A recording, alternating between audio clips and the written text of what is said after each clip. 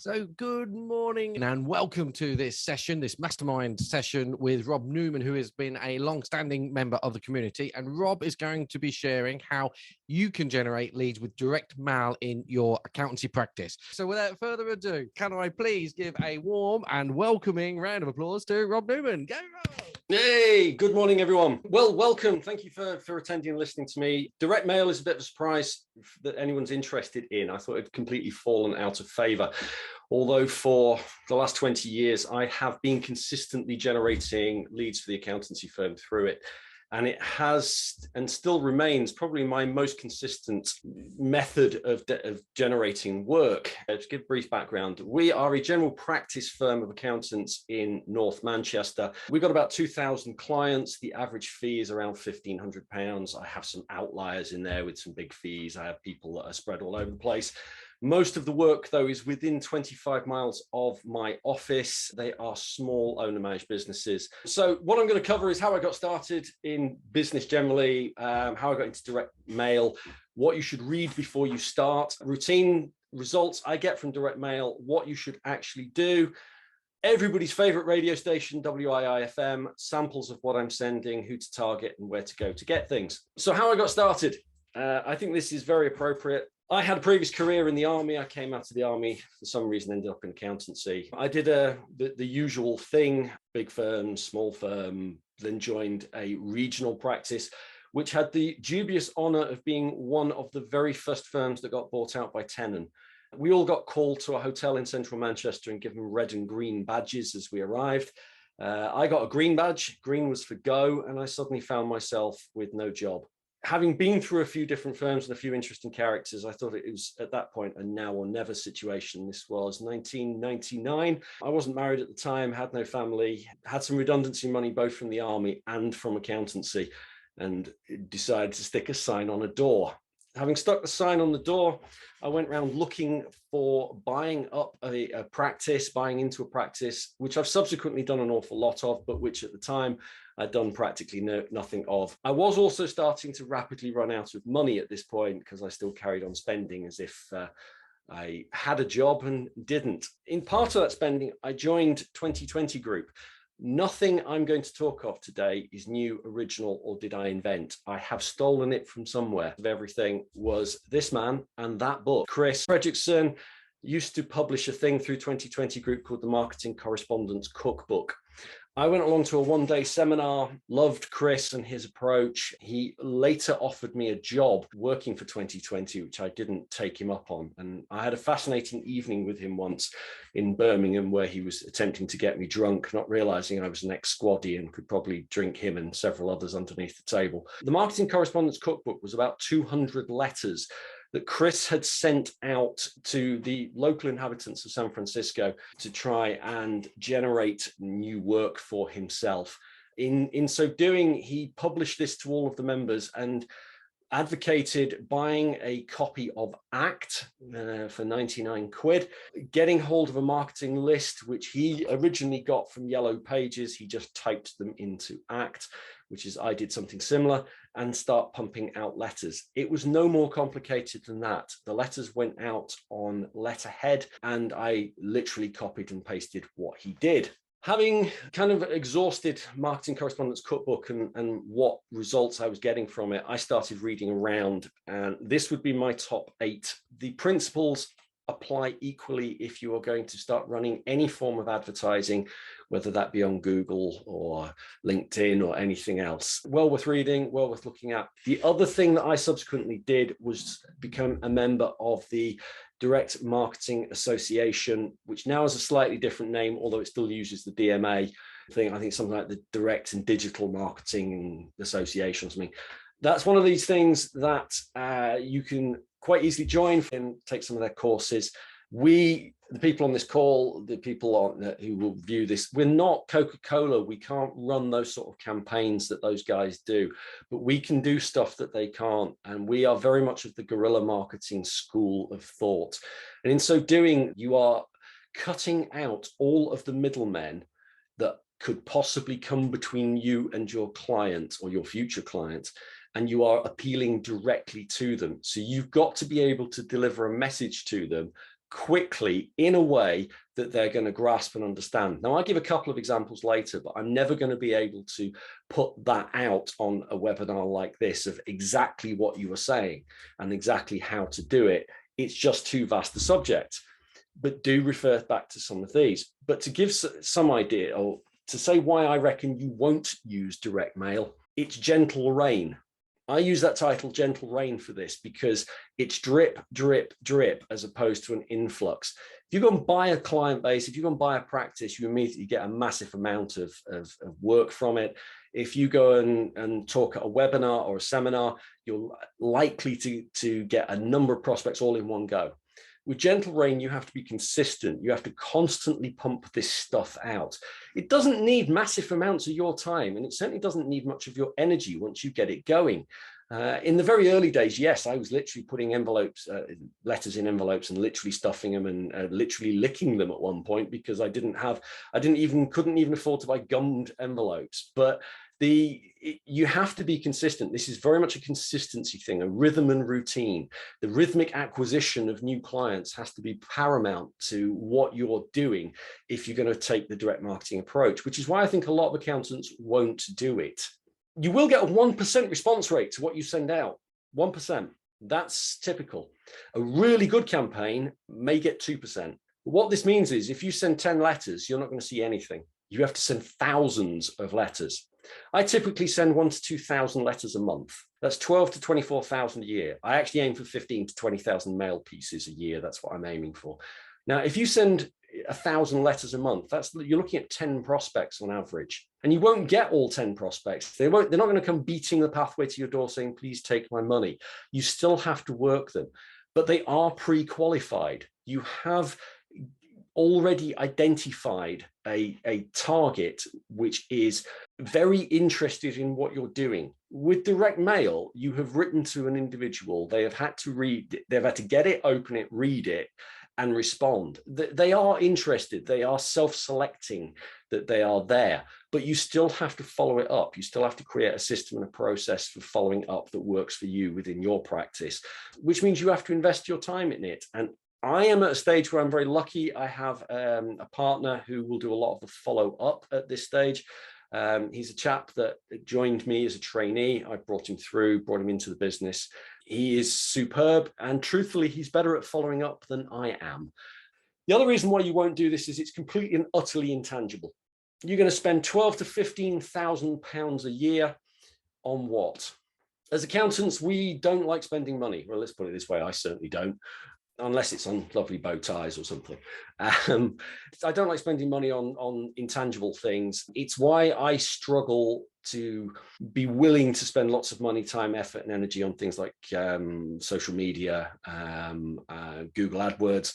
I do a very small amount of those, but nothing like I do with these. The next thing which it certainly leads into is it's boring and old-fashioned. There's no glamour to direct mail anymore. Although I actually think you've got more chance of being read that way than any other way now, simply because people get less and less posts. You go back 15, 20 years ago, there was a lot more posts. To say you have to spend real money, you do have to pump out thousands of mail pieces. Your target audience, in my humble opinion, is within 25 miles of your office.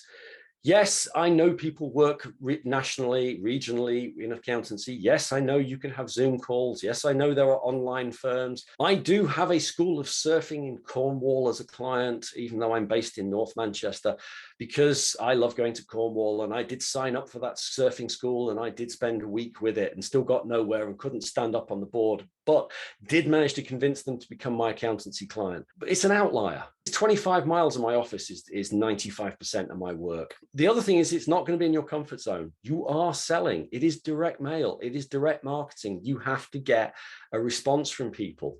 So the results I get. I typically spend £1,000 per month. That gets me around 1,500 mailers. I typically get a 1% response rate. That's giving me 10 to 15 leads per month. If I see 10 of those leads and sign 65% of them, an average of £1,500 each, that's bringing me £9,000 to £10,000 a month of new work. That is typical. I have for years got that.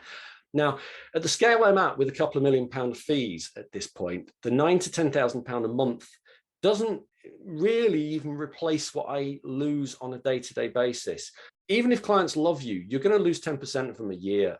They die, retire, sell up. You still have to be constantly hunting and searching for new work.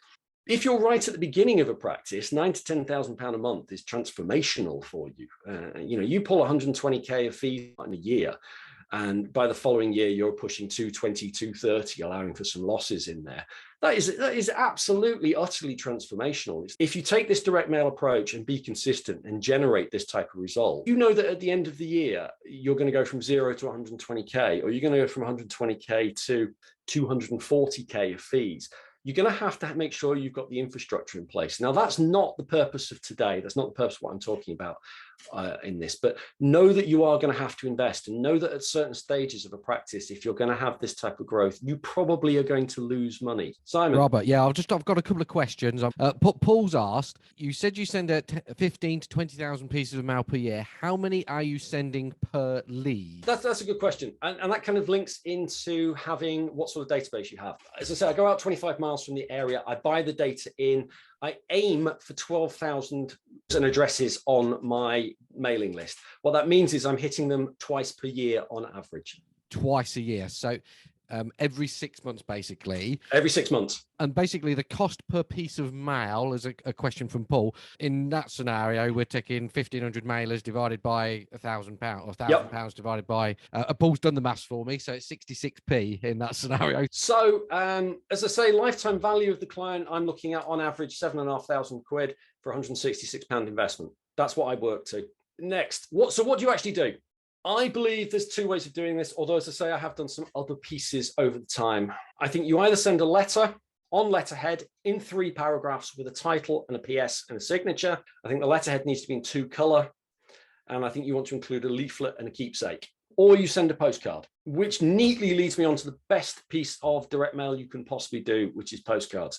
Now, this is massively time consuming if you're going to do this with postcards, not the version that I'm showing here, this particular version. This particular version I did right at the beginning. I went to Blackpool for the day with my wife. I bought 50 Blackpool postcards, and I hand wrote the postcards to the top 50 businesses I was targeting at the time, and I stuck a stamp on them. And it said something like, "Dear Fred, I'm sitting in Blackpool worried about," and went from there. If you handwrite a postcard and stick a stamp on it from a seaside resort, I guarantee to you that postcard will get read. For that reason, the perfect direct mail usually revolves around that type of thing.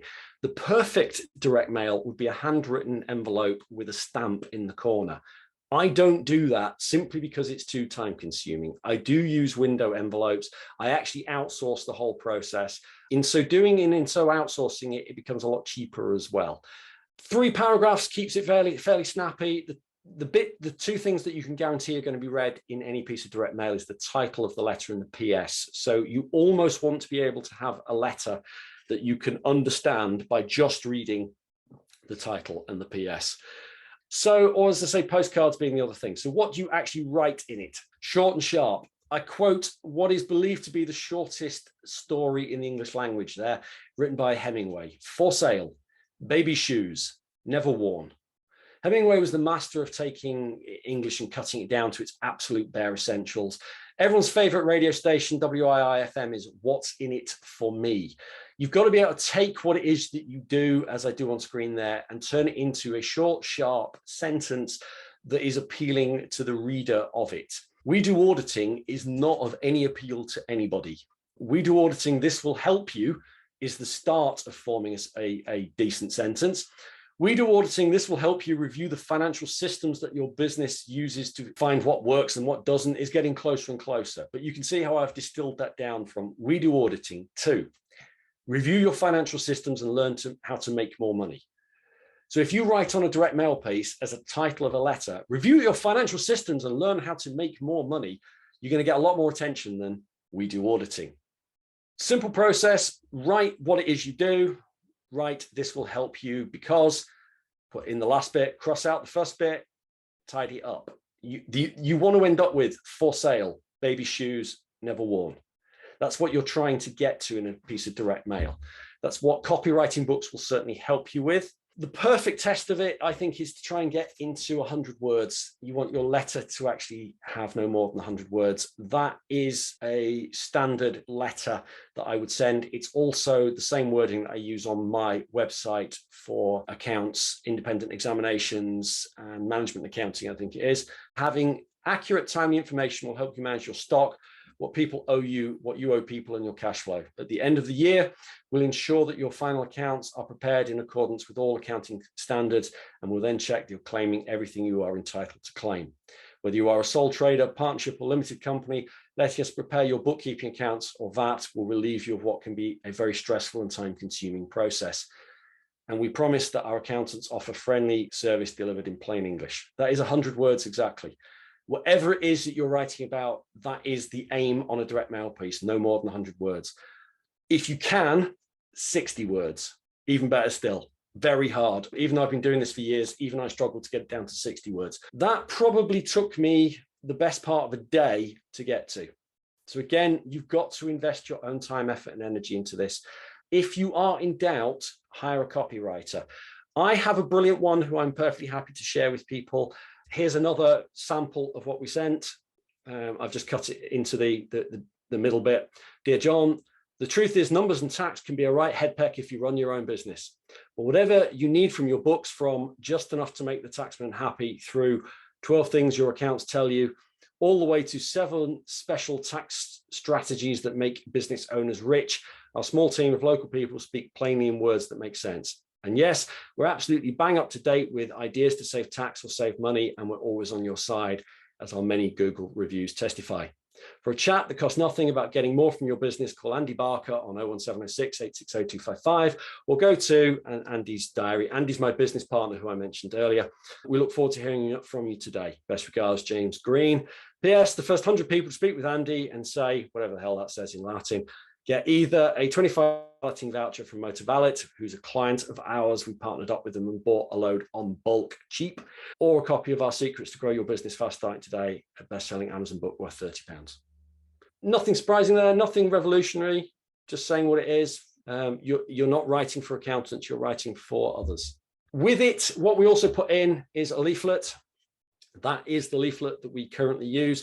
Actually, the design of that leaflet is probably changed 5 or 6 times over the 20 years. The actual wording has never changed once. I'm still using the same wording 20 years later. It splits into our guarantees to you. Does your accountant have a front page that ties into our website design? Back page with our content. This is a trifold, by the way. It's very much what you put on a website. But again, this is salesmanship in writing. The pen that we send, that's it. It's just a picture of a pen. They are cheap as chips. I think they work out about 3 pence each. We buy them from a company called Boston Promotional. There's a link at the end, and Mark and Simon will put that round. But there's a million places to buy pens and stuff cheap on it. The reason you want something like this is they hold on to it. Even if they get the letter, hate the trifold, put those straight in the bin, they'll keep the pen. One of the best giveaways we've ever done in a direct mail piece is ice scrapers. It's a lot more expensive to send. It's a lot more expensive to actually produce. They cost about £1 each, which means your actual direct mail piece is going to probably be close to £3 by the time you're done. But they have 100% retention, and they are still talked about around the Rochdale area. Everywhere we go, people talk about our ice scrapers. We give them away now as opposed to put them in direct mail pieces. Here's an example of 2 postcards. This was aimed at pubs. We did a practice acquisition and started a campaign at going after the license trade with absolutely impeccable timing. February 2020, we bought a practice that did nothing but pubs. Yes, that was a complete disaster. However, the pub business, despite all the closing down of them, despite all the things that have happened over the years, is a great business to get into for accountants. There's lots that you can do for them. We send these out on bulk. I actually get these done internally, I have to say, with these.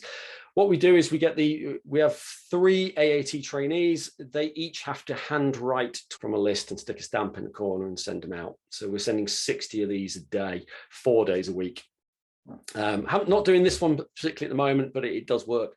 Again, if you look at the wording, almost the same sort of stuff as was in the letter. Our team are all Rochdale locals who understand the challenges facing pubs and restaurants coming out of the chaos of 2020 and the lockdown. Our advisors help countless venues, just like yours, get their personal and business finances sorted, saving money, boosting profits, and future-proofing. Check out our Google reviews. You're sure to spot someone you already know. Call me today for a free chat about getting more from your pub or restaurant. Best regards, Andy Barker. Handwritten stamp, you've got a good chance of getting through. And write the message on the left-hand side as well, but that does take vast amounts of time. Here's another one, general business owners, the last letters we sent. Again, basically the same sort of wording, same sort of thing. The aim is to get read. The aim is to get a response. You are not going to sign a client directly from one of these, but it's to start a conversation and relationship. Who to target is whoever you are interested in, whatever you are interested in. If you have a particular interest in a topic, a sector, a subject, go for it. We did a significant mail piece to solicitors' practices within 150 miles of our office when the CGT rules changed and you had to do what was then the 30-day return. I can tell you we generated nearly £100,000 of work out of that campaign. We've developed new relationships with solicitors. You could target pubs, restaurants, sectors of businesses, geographic areas. If you love dealing with sports clubs, charities, anything and everything. My principle is geographic. My principle is 25 miles of the office. That is the bulk of everything. That said, the first practice I created that I sold to the National specialized in dentistry. That wasn't intentional, it just happened. I just ended up with it. But once it became clear that that's the route I was going, I was targeting them nationwide. I went to the British Dental Association, I bought their mailing lists and I wrote to them.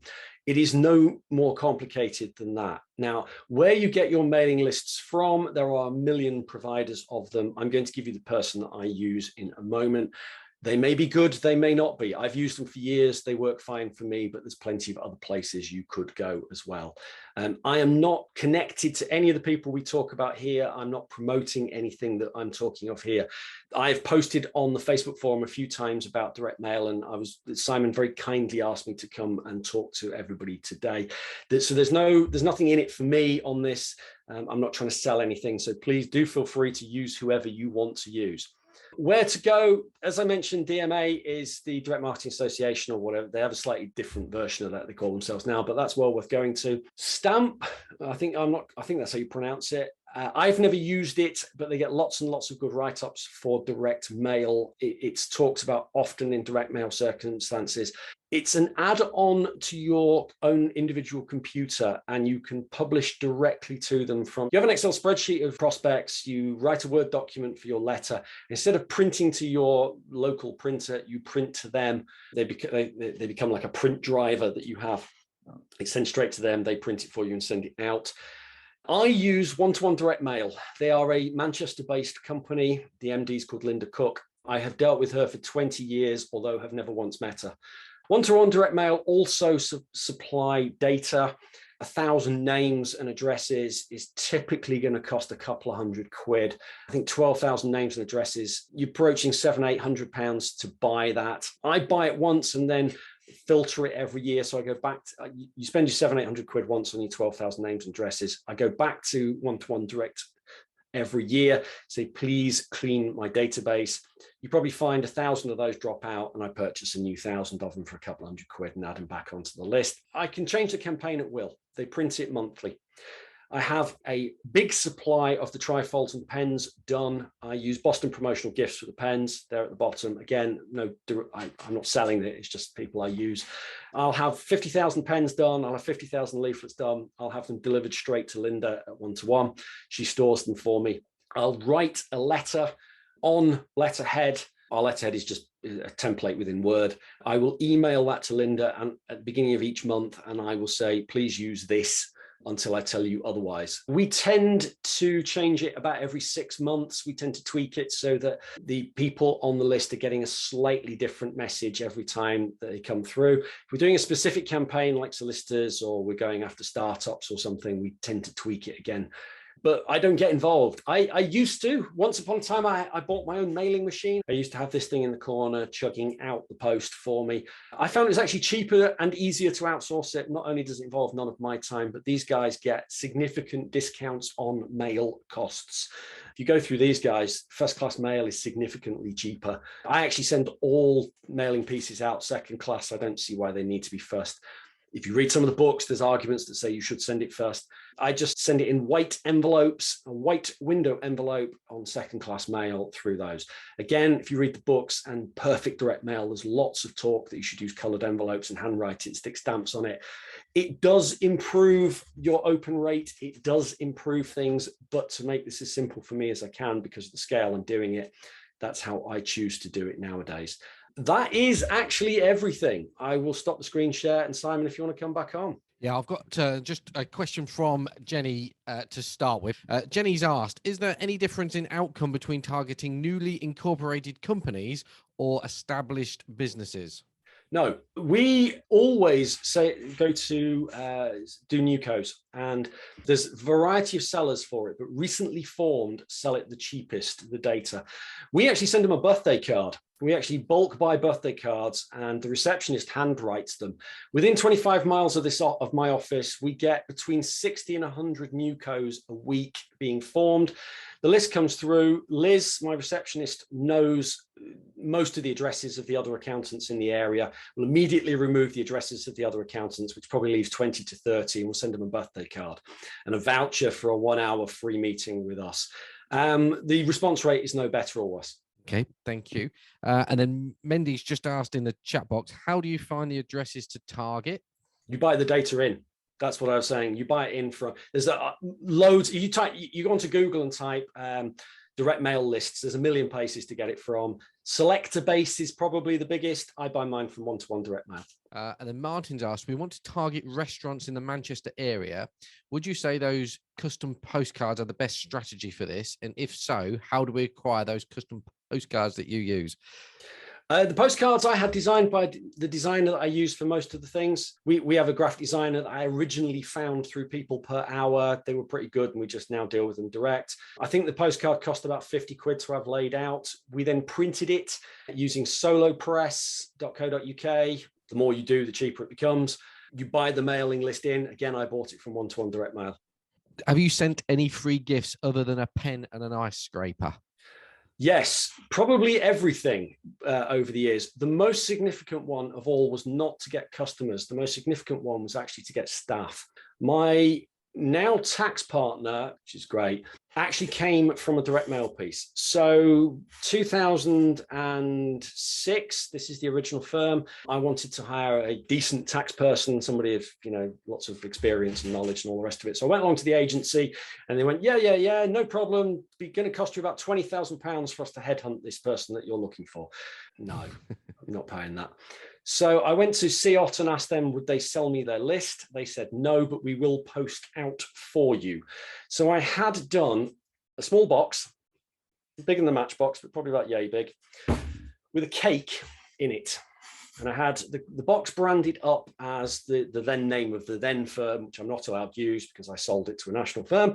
And on the cake, I had it iced as, have your cake and eat it. Join name of firm. Telephone 0161850, whatever it was. I targeted that within 50 miles of my office. COT sent that to about 200 people, I seem to remember.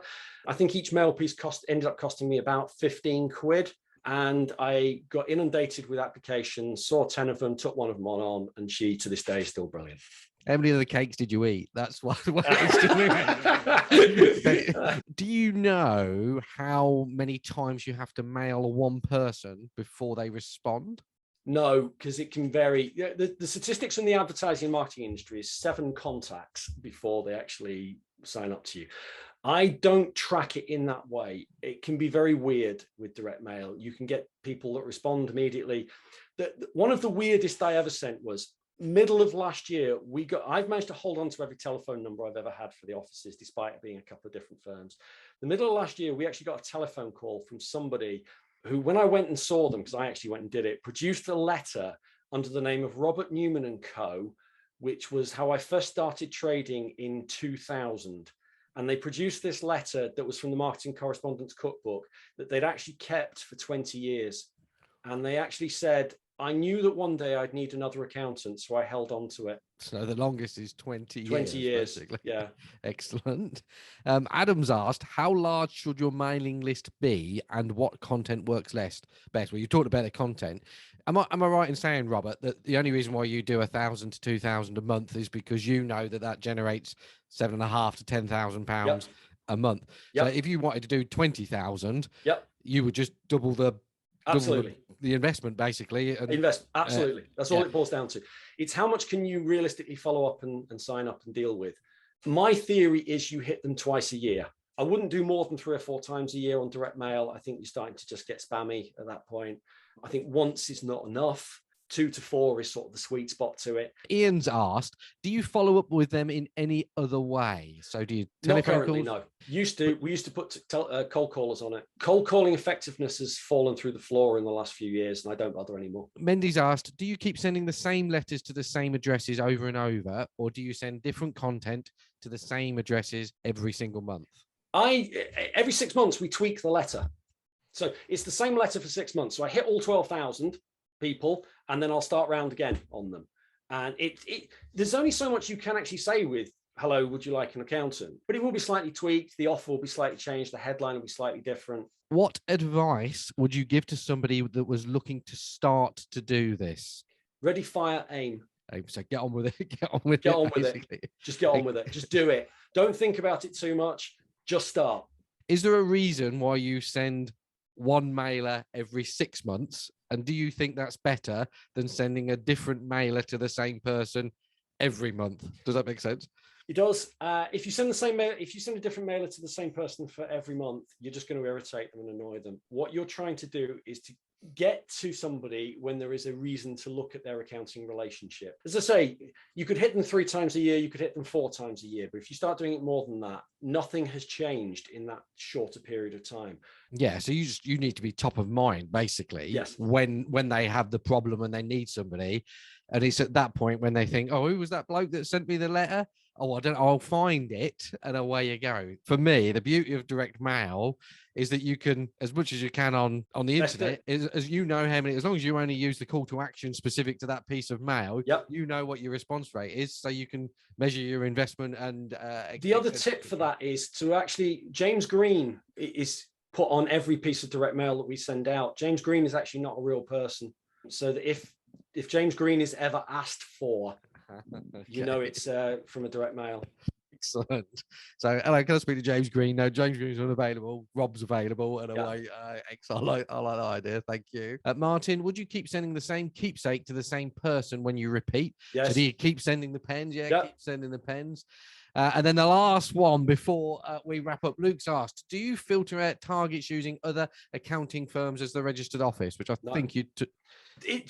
On the startups we do, because it's easy to pull. If you're buying the right data, they actually don't include registered office. They actually send it direct to the trading address. If you're buying data from a decent data provider, there might be 1 or 2 that slip through. As I say, I think that's why in the old days I used to get the odd complaint from other accountants because the direct mail piece would land. But the decent mail list providers will have already sorted that for you.